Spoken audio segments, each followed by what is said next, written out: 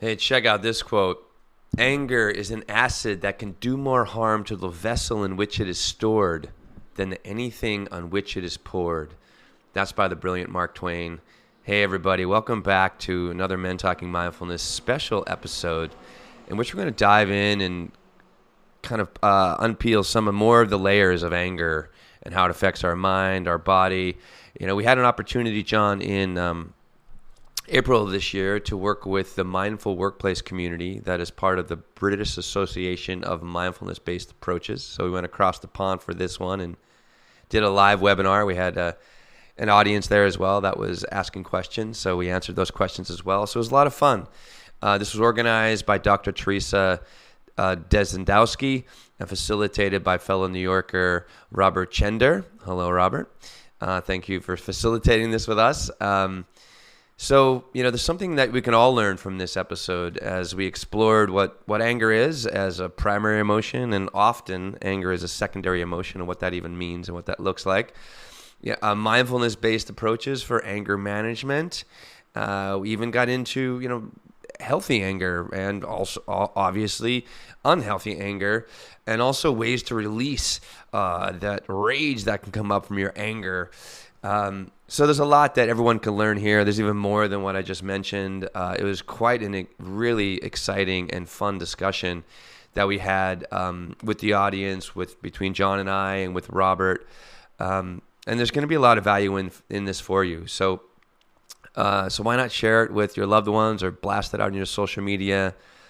And you know, what can the world become with less anger and more understanding and more patience? So enjoy, everybody. But before we go any further, let's just take a one breath grounding practice so you can open up your mind and your body to receive this information. So sitting up tall, let's just exhale out. We'll just take one big, giant, beautiful breath in.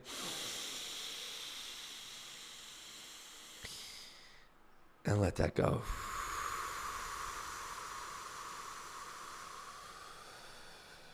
Enjoy, everybody. Thanks for listening. Thank you for being part of the community. Peace. And let's jump into the first obvious question, which is, what is anger? Is there any? Are you asking either one of us in particular, sorry. Robert? I apologize. I'm asking Will and John, and you could choose to answer. Okay, I'll jump in since I see my little window already highlighted in green. So I always think of anger almost like pain. Like pain is an alarm to our bodies to let us know that something is wrong. I feel like anger is almost like an emotional alarm that's going off to notify that something is unfair, to notify us that something is threatening, or to notify us that maybe something is painful. Funny enough, I actually think of anger as a secondary emotion, and Will and I have had an episode on this in the past, and I feel like it's a mask to cover up these other emotions, embarrassment, shame, guilt, being sad, being hurt, being defensive, and all these other emotions that quite often, specifically for men, are feelings that we don't want others to see. And I guess that must be New York City in the background. Sorry, that is New York City. I'll put myself up. So anyway, I think we end up reacting when those primary feelings get stirred up, and then just to have a little bit of Buddhist wisdom, and I'm not Buddhist, but I do like some of the teachings there. Anger is one of the three poisons, and it's these three poisons that stir up trouble and keep us from being our best selves. And that's the other two are craving like crazy, specifically like addiction, and then totally dodging issues, so avoidance. So those three, the anger, the addiction, and the avoidance, that just happen to all be A's. They're kind of the three poisons that keep us from being our best selves. So, that anger, that secondary emotion, what is it covering? What mask is it covering? And then what is it keeping us from being? It's keeping us from being our best selves. So, Will? Yeah, actually, the work that I did to get, with my Stanford certificate is I did a workshop for men, and it's pretty. There's so many things we can talk about men and masculinity and trying to help men. And one thing that is identified in so many men, and we identify it so easily because we're so easily kind of captured by it, is anger. And I thought it was very helpful, for me to understand this, but then to, teach in this workshop understanding what anger is. I mean, thank you, John, for that. The kind of the emotional literacy aspect of anger and how it kind of what it does for us and what it does to us and for us. But I thought it was interesting when trying to understand anger, not just the emotion itself. I think it's important to understand like what it does to us. I mean, it keeps us out of our more of our conscious mind, more of our executive function, more of our rational mind. And when we're in our rational mind, we're definitely more responsible with our actions and what we're doing and what we're saying.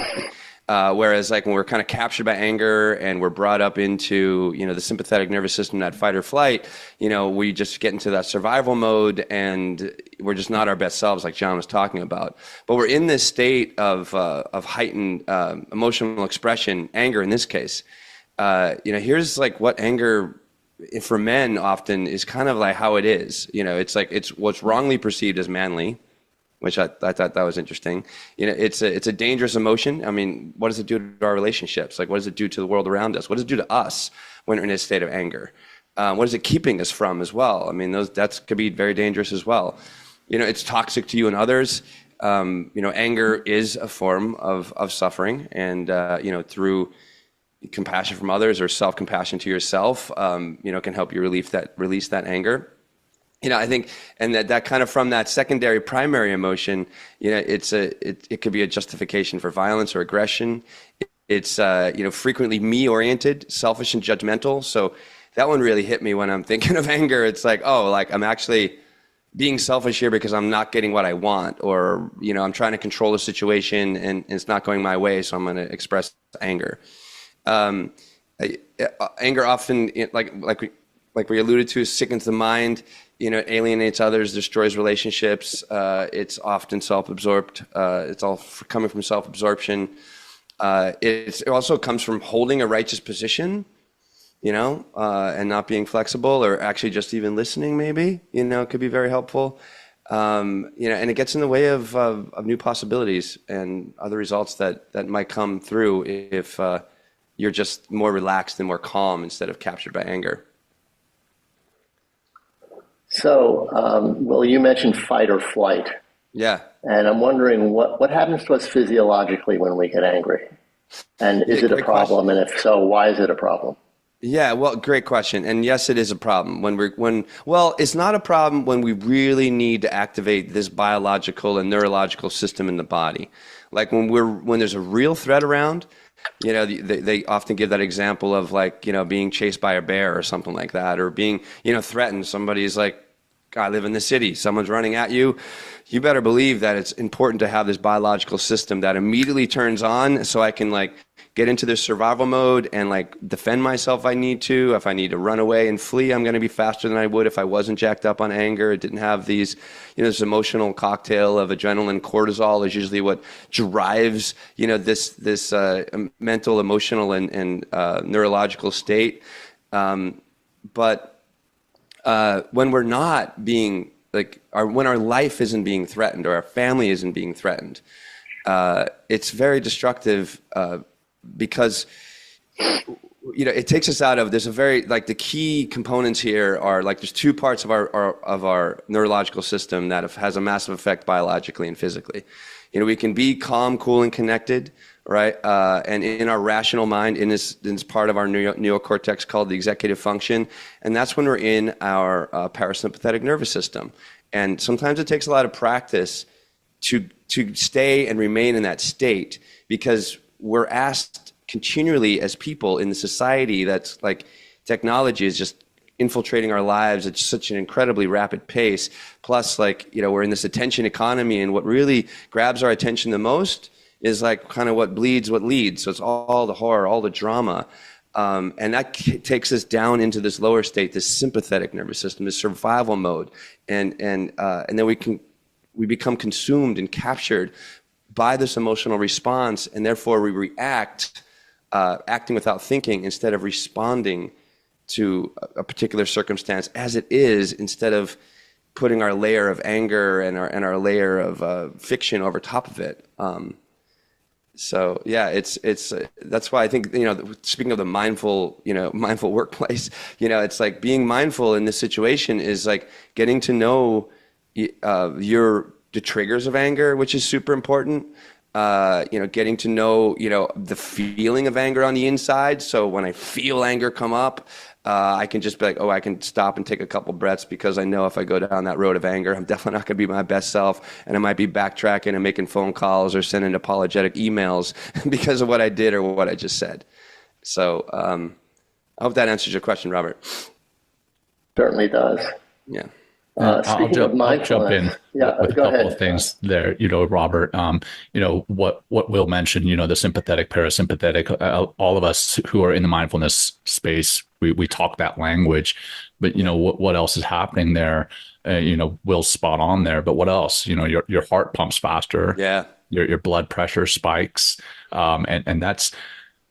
Yes, that's good if you're going to get into a fight, right? Or you need to defend yourself. You need to react to this threat. But if you're always in this mode, it's really hard on your heart. It's really hard on your brain. And then eventually you have to rest. And if you're constantly in this mode, you're going to feel drained. You're not going to be able to fill your energy tank. And I think that's one of the problems of being in this chronic state of anger is that we are seeing emails, we're seeing traffic. Funny enough, I just recently had a traffic or a road rage incident, and I felt myself getting very angry, but I caught myself in it, so much so that in my meditation this morning, I actually thought about this incident, and it just happened right outside of my work, and funny enough, the person that did it lives right over there. I can see their house. So it's not a great idea to have a Navy SEAL know where you live and then to offend me. But I was offended. But then this morning in this meditation, it bubbled up in my mind that I need to apologize for the way that I reacted. And I wrote this note out, longhand with a pen and paper. I didn't send her a text or anything. I wrote this note and I went and put it in her mailbox. And somehow that made me feel better. I think I'd actually been holding on to this rage, not just in that instance, but over the past few days, and just going and putting this letter in her mailbox, whether or not she's received it well, I don't know. Maybe she may not have even received it at all, but I got it off my chest. And I feel that actually helped me to decompress a little bit and come out of that fight, flight, or freeze state. So I think that being in that perpetual state of anger is physiologically not great for us. Thanks, John. So, John, just following up on that, what can mindfulness do for us when we've been triggered and we respond with anger? How does it work? Yeah. So, there's several things that we can do. There's practicing mindfulness and meditation before we get angry, right? It's tough to just jump right in. If you're not a practitioner, if you're suddenly stressed, if you're suddenly angry, you're not just suddenly going to be able to sit in the lotus position and meditate yourself into feeling peaceful. So I think practicing regularly, whether that's meditation or some other form of mindfulness, practicing regular so that when you are ramped up and you do have a trigger and we are sent into some level of anger, then we are able to catch ourselves. And then when we're able to catch ourselves, then we're able to do what Will and I refer to, and I'm sure many others have heard of it, is the stop method, right? And the stop is truly to stop, S. Then T is to take a breath. And then O is to observe what's happening. And I don't just mean physically what's happening around us, but internally, emotionally, what's happening. And then once we acknowledge that, we're aware of it, we see how we are, what we're feeling, then we proceed. So STOP. And then something else that Will and I learned together in working for a company that we worked for before is that STEA, STEA. And the S is the stimulus, the T is the thought, the E is the emotion, and the A is the action. So what is the stimulus? And then what thought is that stimulus driving? What emotion is that thought driving? And finally, what action is that emotion driving? And if we can just put a pause in between whatever stimulus it is and that next thought, we can change the subsequent emotion and action, which, like Will said, using our rational thought, our executive function, that can make a world of difference in how we physiologically respond, how we emotionally respond, and then how that affects us and our families, our loved ones, and our coworkers. So that's what we can do with mindfulness that helps to address anger. Just to be devil's advocate here, how do we get to the S and stop? How do we practice stopping? What does mindfulness practice allow us to do in terms of stopping? I mean, when we define mindfulness at its, or distill it down to its very simplest, most simple definition, it's awareness, right? Awareness, presence of the present moment without judgment. And I think if you're practicing meditation, if you're practicing, again, some form of mindfulness, you are more aware. You're more aware, and that allows you to realize that you have been stimulated. I don't want to necessarily say triggered, but you've been stimulated, and that gives you enough time to stop right there, the S. And that awareness comes from mindfulness and meditation, at least in my opinion. Will? And yeah, I think one thing that can help to create that stop or create that opportunity to realize that it's like, oh, wait, the STIA is happening. Here's the stimulus. You know what I mean? I'm feeling a little this or that. Is just getting to know your breath. Like it's the breathing, the breathing consciously that helps to naturally relax us. Like we can't get there without taking control of our breath. I mean, so if we're always jacked up with anger, we're always continually moving through and getting these little, adrenaline and cortisol drips into our bloodstream. We're always going to be continually in anger, and respond and reacting with anger. But by finding your breath, right, and just literally the breath, and it could take a couple minutes just to take, a bunch, deep breaths. And even to get to know, I work with a lot of students and from the yoga world, from the meditation stuff I do, and even to establish that deeper quality of breath could take some time. But when you do, right, then you open this opportunity to really be more present to the moment, to really not be so incredibly reactive to the moment, but I can be more grounded and aware and create, that's the gap that John's talking about. Like stimulus is you're always going to be in an environment, whether it's sound, whether it's someone saying something, whatever the stimulus is going to be, but you don't have to immediately go to the worst negative outcome, and then feeling those negative emotions and then taking those negative actions. So breath is super important to help change us biologically, neurologically, physically. So we have a greater opportunity to stand in the face of whatever it is that's coming at us and work from that rational, calmer self so we can, stop, take that breath, observe, right, rationally, and then proceed intentionally. Thanks, guys. We have a very interesting question in the chat from Chris. Yeah. Hi, Chris. He asks, what about the other aspects of anger and anger against injustice, for example? Do we not need to be responsive and aware of what is comprised in our anger so that we can hold on to what's important and let go of what gets in our way? It's a great question. And that, what I would say, the injustice is the primary emotion, and the anger is the secondary emotion that's kind of masking the injustice. And in this case, it's like, I don't know what it is about my Schneider blood, but I'm always sniffing out injustice. You know what I mean? I'm it comes from my grandfather, but it's just and then I stew in the anger, and, I'm sending anger or whatever, angry tweets or something, it's but I don't need to go down that road. If I get to the kind of the source of what is the injustice, and then is there something I can do about it? And if I can do something about it, then I do something about it. If I can't do anything about it, then is this a good use of your time? I mean, there's a lot of there's a lot of stuff going along in the world right now, and a lot of injustices like that are just out there that they can be so angry about. But what can you do about them? And if you can't, go ahead, John.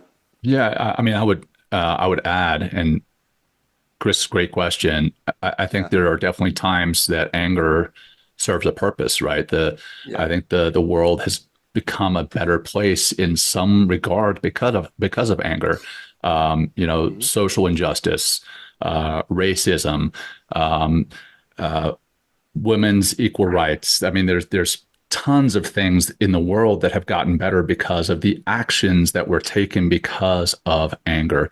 But I think maybe the difference is controlled anger. Maybe that's even not the right word. Is a difference between anger and rage. I think sometimes we step into the realm of rage when we lose our temper and we're not controlling it. Whereas in regards to your question, when we are using anger in an effective way and taking action that is in fact going to make a difference in this world and make the world a better place, I think in that regards, yes, you have to be able to kind of distill it and then hold on to, like you said, what's important and let go of what gets in the way. The rage, I think that's going to get in the way. Rage is probably going to get you put in prison. Anger, I think anger is going to make you, if you controlled anger is going to make you take action that is potentially very good for the world. Yeah. Well, I'll add there is, so instead of one way to kind of not be controlled by God, rage is it's intense. Is that's why another mindfulness practice is starting to journal about your feelings, journaling about these things, and just kind of taking it out of your head and putting it on a piece of paper just objectifies the experience, and then you can kind of look at it more strategically, like what can I do? Is there anything I can do? And then oh, here's an action I could take. Well, what do you need to do in order to take those first steps towards that action?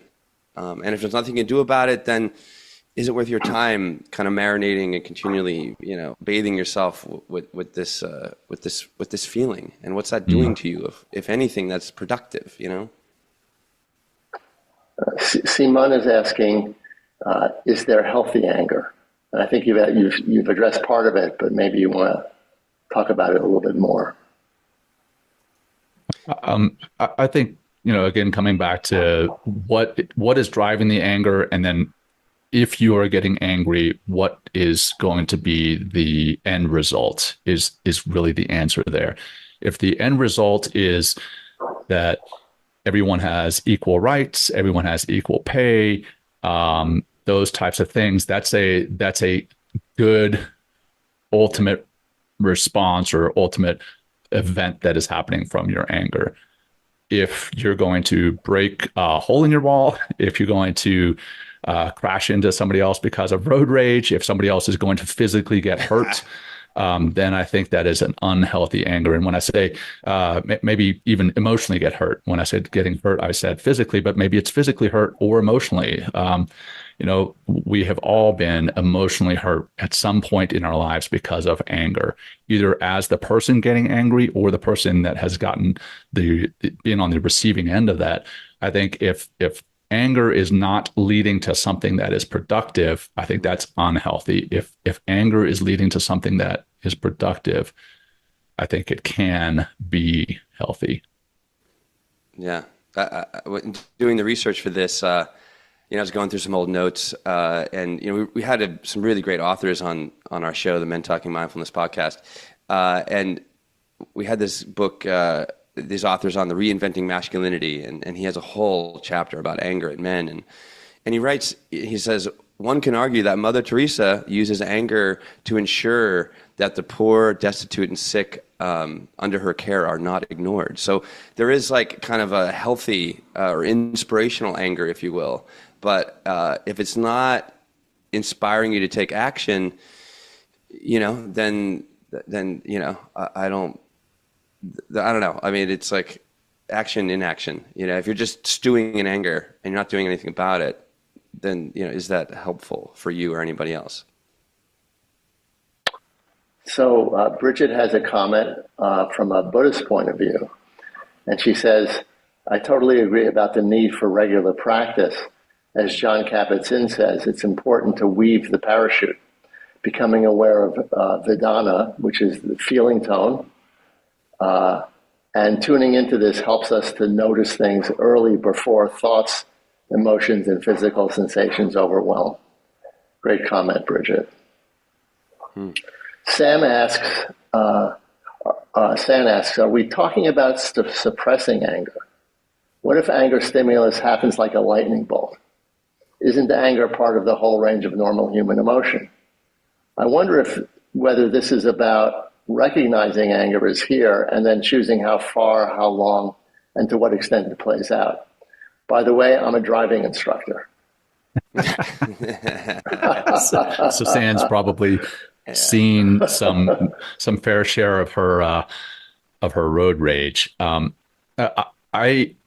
I think we're talking not necessarily about suppressing it. Definitely I think not. it is about recognizing and managing. Yes, we absolutely all experience the whole range of human emotions.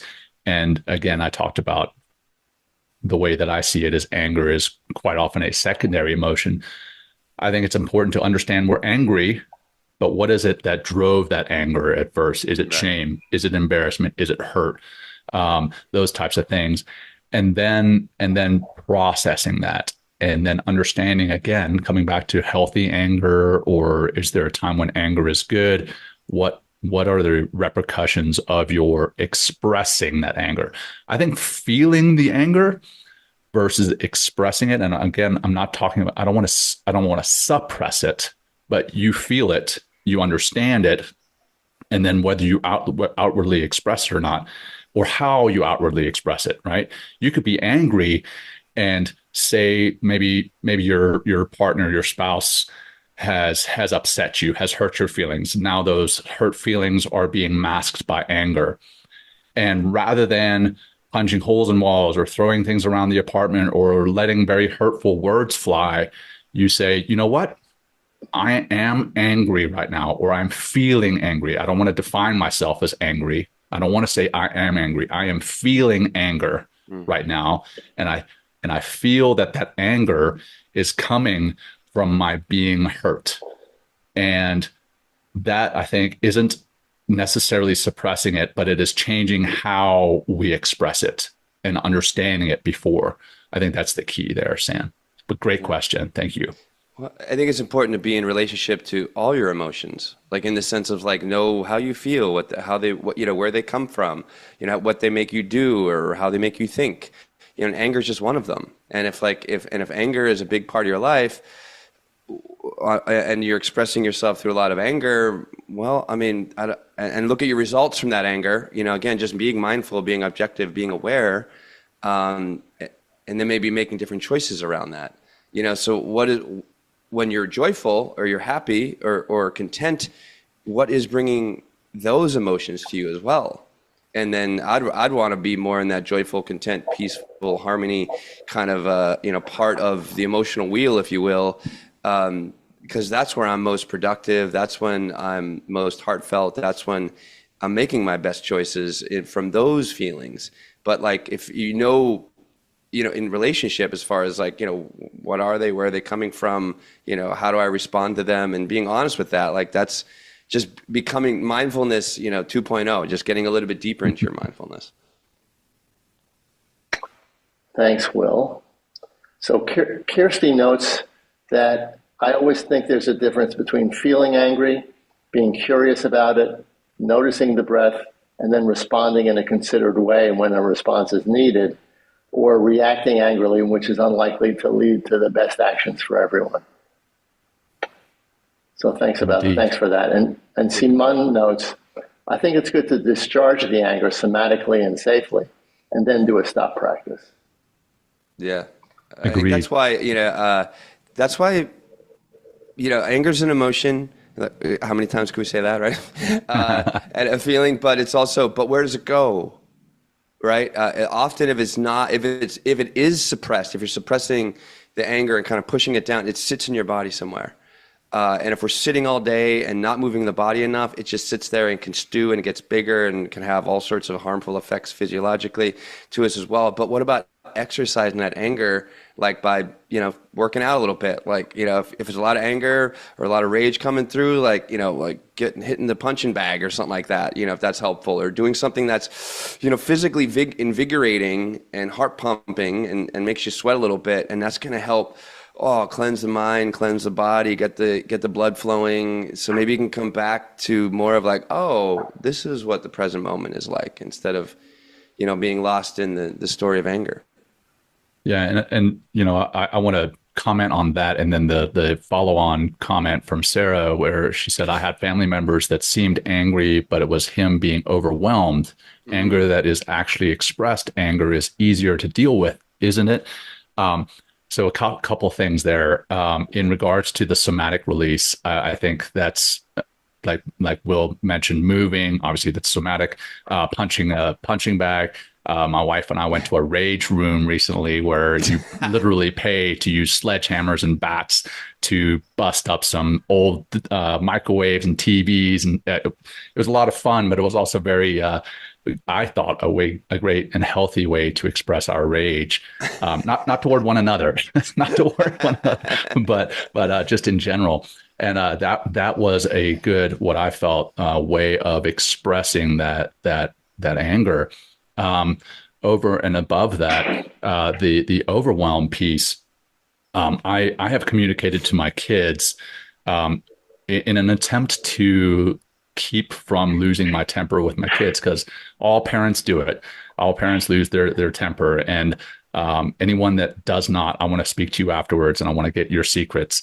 But I feel that all parents lose their temper at some level. Now, what does that look like? Certainly I don't condone beating your children or anything like that. I don't condone any type of abuse, but losing your temper, that's going to happen. And when I feel overwhelmed the most, I feel more overwhelmed as a father than I ever did as a Navy SEAL on the battlefield. And I've got 3 young kids and they can all be yelling and screaming at the same time. And I will tell them, hey kids, when you yell like that makes daddy nervous. It makes daddy anxious. And when I get nervous and anxious, I get angry. And that's like a little way for them to know that I am overwhelmed. And when I'm overwhelmed, they take a step back. And they're young. They're 7, 5, and 3. And they understand that this fear, this overwhelm, this feeling of overwhelm, getting nervous, does make daddy angry. And if they back off, they know that they're going to have the happy dad. And if not, they're going to have mad dad. So I think that's, yes, overwhelm is absolutely something that can cause anger, and understanding where that overwhelm is coming from. That's another piece I want to talk about. Sleep is key. We can often feel overwhelmed. Sorry, Will, let me just finish this thought, or I'm going to lose it. I'm not going to lose it as far as rage, but I'll lose the thought. Don't get angry at me, John. Right. I won't get angry at you.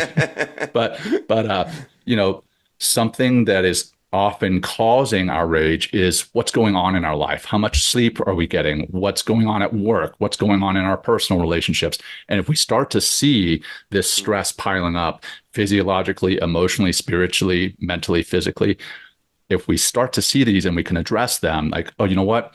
I only got 4 hours of sleep last night. Maybe having a very in-depth discussion with my spouse about finances right now is not the best idea. One of the worst pieces of advice I ever got was don't go to bed angry.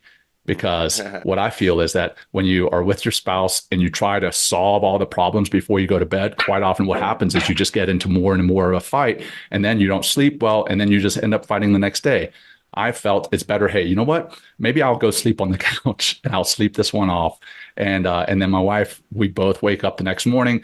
Now, the key is not to avoid it the next morning, to actually address it when you've got the sleep. You've got the sleep and now you're rested.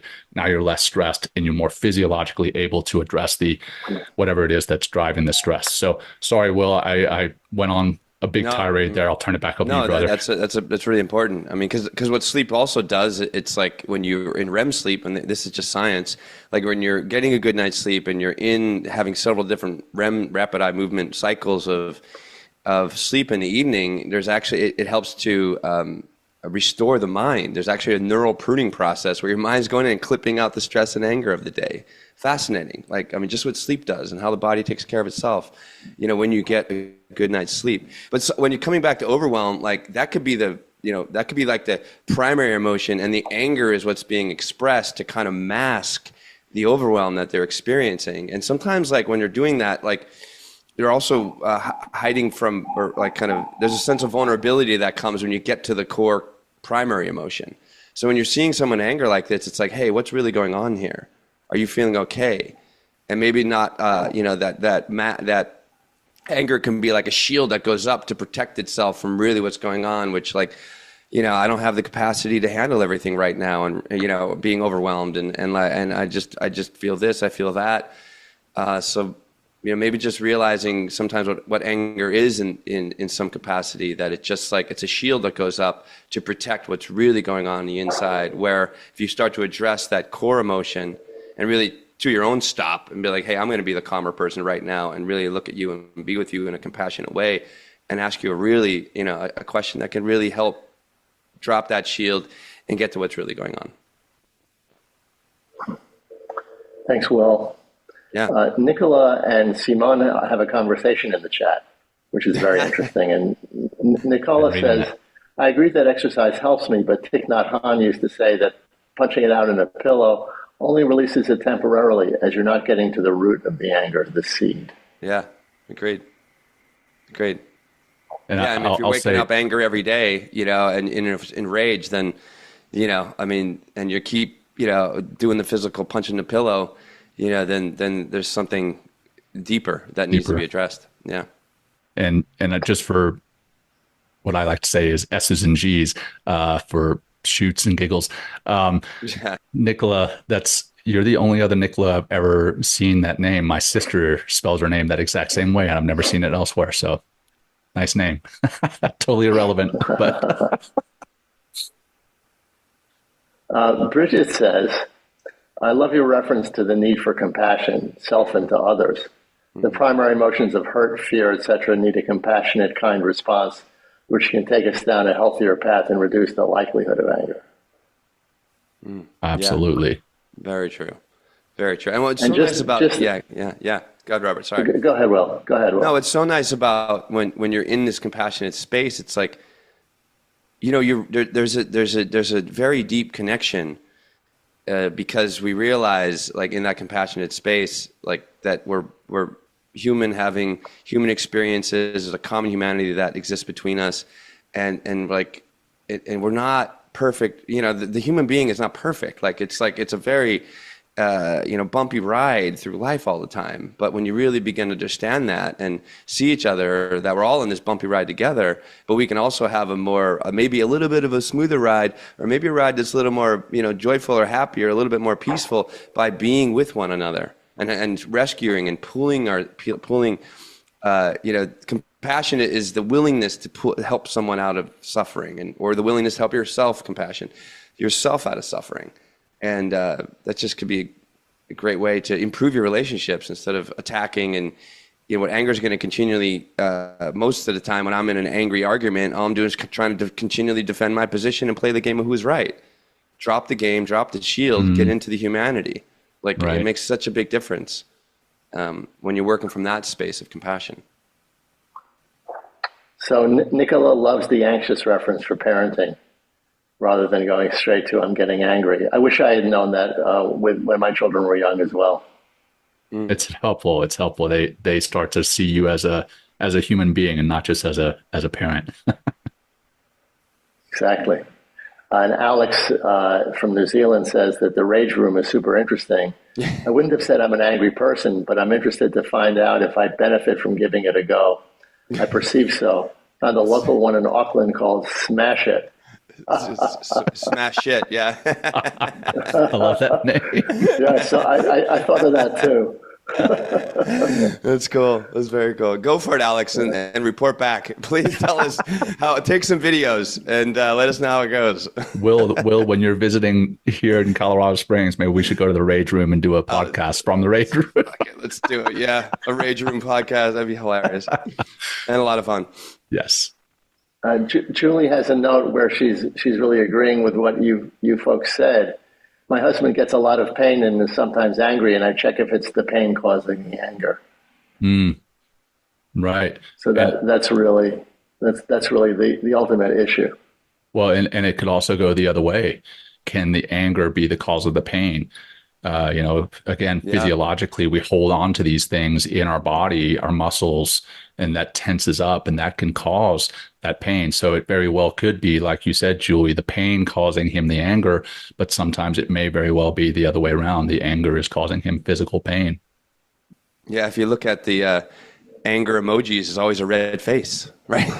That's that blood pressure, that's that heart rate. I mean, it's like that is not, if we're think of maybe anger as like, I like to kind of cruise if I'm looking at life, like 0 to 100 miles an hour. I like to cruise at like a good 25, 30 miles an hour, definitely moving along, having some fun, but able to take in the view. But anger like takes my RPMs way up and takes my car at like 75, 80 miles an hour. What am I missing? And where am I even trying to go so quickly? So maybe just looking at as far as RPMs and miles per hour to be just really masculine for a moment about like cars and anger. So thanks. And I think 80 miles an hour is about 130 kilometers an hour. Oh, yeah. Sorry. Yes, that's true. So, yeah, way too, not safe, right? Way too fast. And you're missing a lot of the trees and all the wonderful things along the way. That's right. So we only have a couple of minutes, and pardon me, John, I wanted to ask you, what can mindfulness do for someone with trauma? Yeah. And I want to make sure I address this carefully and gently. I think when it comes to trauma, especially with folks that have some type of post-traumatic stress, and I like to call it post-traumatic stress injury rather than post-traumatic stress disorder, because I truly do feel that it is a traumatic injury that is physically manifesting in our bodies and in our brains. So that could be people with military service. It could be sexual assault victims, first responders, and what they see and respond to. I think mindfulness, it needs a very gentle touch. What I mean by that is, I'm sure you have all heard of or even experienced the trauma-informed yoga, right? Or you don't want to touch the individuals who've experienced some type of trauma. You want to make sure you word things properly. Well, I think when you are doing mindfulness practices for those who have experienced some type of trauma, we have to tweak it so that it doesn't bring up too much too fast. Rather than focusing inwardly, like a lot of mindfulness practices will do, we actually focus on the external stuff, noticing the physical sensations that we're experiencing, noticing what it is we're hearing, noticing the rustling of the leaves in the trees, and just bringing ourselves into the moment rather than going too deep, too fast. Because when we do focus on the intense memories that we've experienced, that can really make things bubble up too fast. As I'm sure many of you guys have read, the Bessel van der Kolk's The Body Keeps the Score, that can really be painful to process fast. So I think it's about finding a balance that helps to kind of steady things. And then once you are ready, ease into the internal work. But I think start with the external. Thanks very much, John and Will. We're at our time, so I'm going to turn it back over to Teresa for a final comment. Thank you, Robert. Yeah, thank you, guys. I was going to make a comment very quickly. So I swim, and I don't have a punch bag, but I swim to regulate any kind of emotion. It's my form of mindfulness as well. And then somebody this morning told me that I wasn't swimming quickly enough, and can I get into the slow lane? So that actually made me really angry. And I was just like, I'm here to stop the anger, and you've just made me angry. How do you do that? But I'm just trying to say that's their problem and not mine, but it wasn't much fun. Gentlemen, it's an absolute absolute pleasure. We've taken a lot from this conversation. Really appreciate you taking the time to be here. Robert, thank you for taking the time to interview our host. We'd love to have you back. You're big supporters of the Mindful Workplace community. This has been really interesting. And I think particularly getting into mindfulness and trauma and anger and the body keeps the score. I think that's another really, really interesting conversation maybe for next time. But thank you very, very much indeed. And thank you to you all for being here. We wouldn't be here if it wasn't for you. So go well. And Alex, I think Alex has left, but a particular thanks to Alex for getting up at 5 from New Zealand to be here. That's real effort and dedication. But thank you all very much. Enjoy the rest of your afternoon, your day, your evening, your morning. Go well, and we'll see you again next time. Take care. Thank you, everybody. Thanks, everyone. So much. Bye. Thank you, Robert. Thank you, John. Thank you. And that concludes this bonus episode. Hey, thank you so much. And again, if this helped you, then this will help somebody else that you know. So send it over to them. Again, we can all have a happier and more harmonious place with less anger, more understanding, and more patience. So thank you, everybody. Enjoy. Thank you for being part of this community and helping us to grow. Peace.